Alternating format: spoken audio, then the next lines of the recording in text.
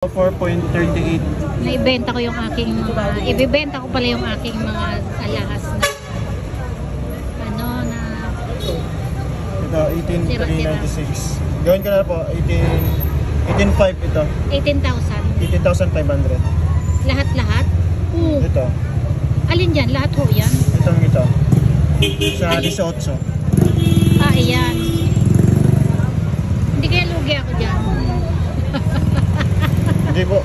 Taas ako yun. Compared sa pawn shop. Bakit na sir lugi ako dyan? Hindi po.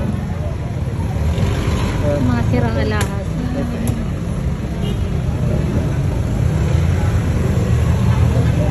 Yan po yan. Para sa susunod pag may naano ulit ako sa iyo kung magbebenta. Napakahirap kasi magtiwala dito eh. Mga po. Punta na lang po kay ate. Kapag Ay ito, dyan ako. Kumakain kasi ako dyan eh. Sa food ate, tulungan mo nga ako. Di ko alam baka may mga manluloko